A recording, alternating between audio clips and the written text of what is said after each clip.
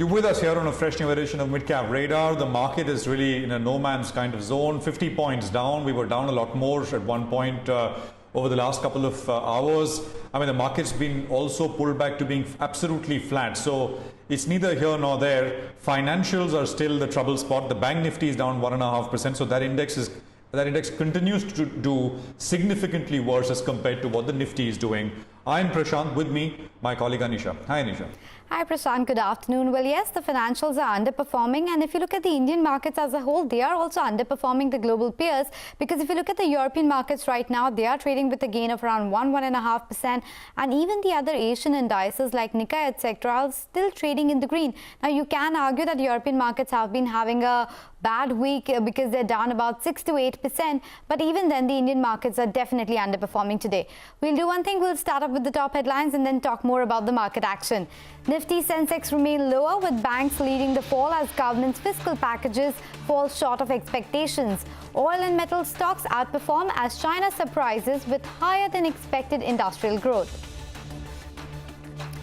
India faces impossible trilemma, strict lockdown, higher fiscal spend and low per capita, says Morgan Stanley's EM specialist Ruchir Sharma. The silver lining is if EMs revert to normal, annualized returns can be 20% over the next 5 years.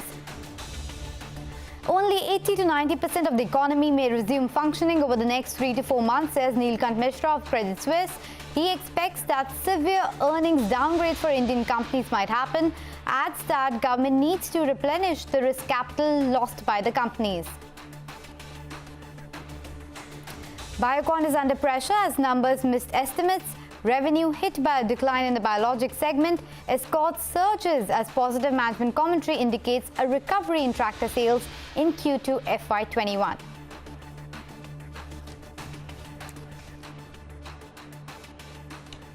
Okay, Anisha, thanks very much. Those are the headlines we are tracking, and we'll dive deeper into some of this stuff in just a bit from now. But my colleague Parikshit Luthra caught up with Shashank Srivastav, Executive Director at Maruti, the country's largest passenger car maker.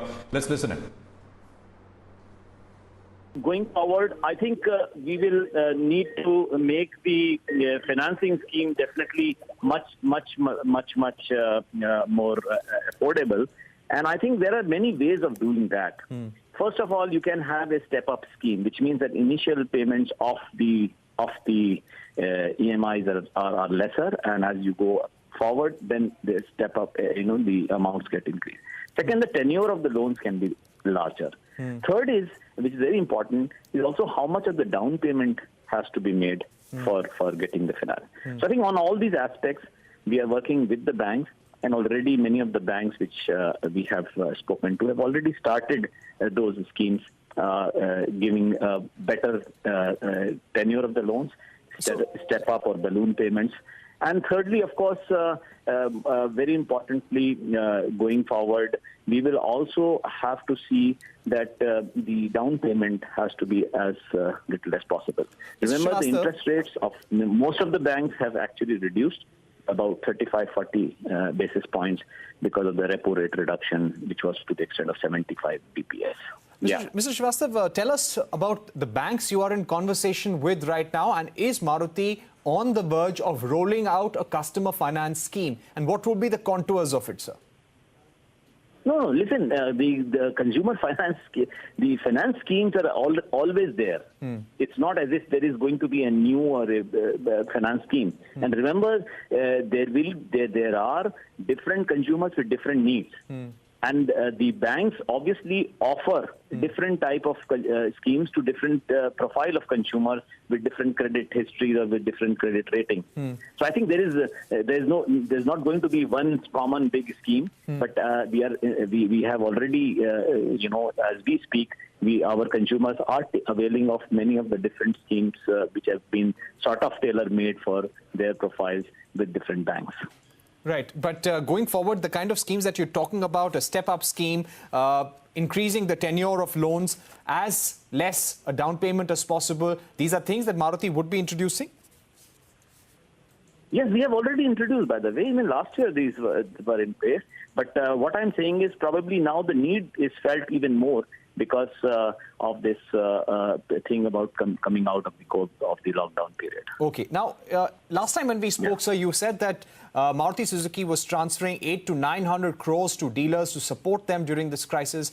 Dealers we spoke to said this was money that was already due to them. They need money in terms of their fixed cost. They need money for paying out salaries as well. Is the company thinking of supporting dealers when it comes to their fixed cost? Listen, the major problem which dealer is finding today is in terms of cash flow.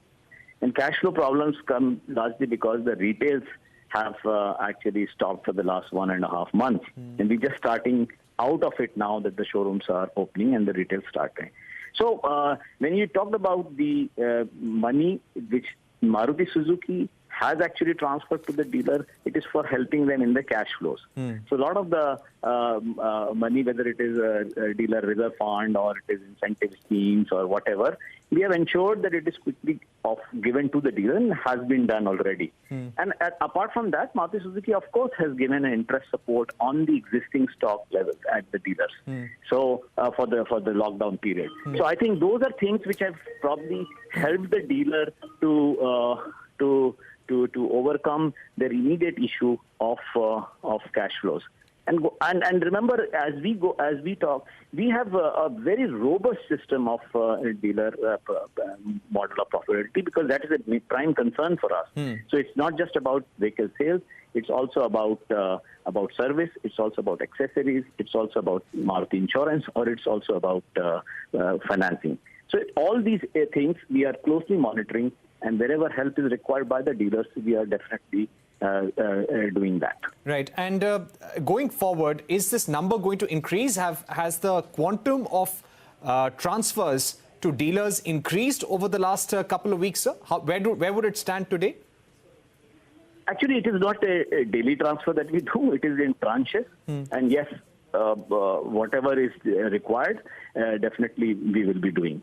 Okay, so has it increased from the 800 to 900 crores that you had told us? So definitely there are schemes which are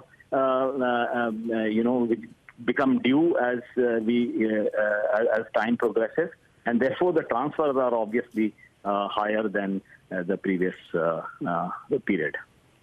Now, when it comes to marketing expenditures, in your media call just a few days back, Chairman R.C. Bhargav had spoken about cost rationalization at Maruti Suzuki. Could you tell us where those costs are being cut at the company? Will marketing budgets be slashed going forward? I think every element of the marketing budget will be looked at very closely. Whether it's advertising cost or whether it is participation in various events, etc.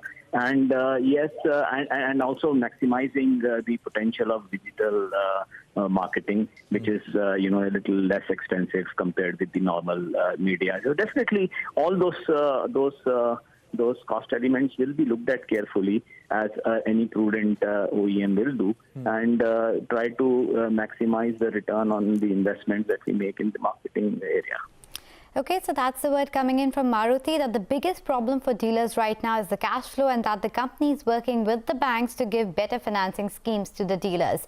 But with that, we are slipping into a very short break. But as we do that, here's something that you, our viewers, must take note of. CNBC TV 18 and National Stock Exchange have come together to promote investor awareness through a special campaign, Informed Investor, that empowers you to make the right decisions with your money. If you invest in the stock markets, you'd probably know about contract notes. Now, it is a legal record of all transactions carried out on your account in a trading day. While you may trust your broker to transact on your behalf, do insist on obtaining contract notes, bills and ledgers within 24 hours of any transaction. Take time out to verify the transactions with your broker. You may also want to verify all these trades on the NSE website.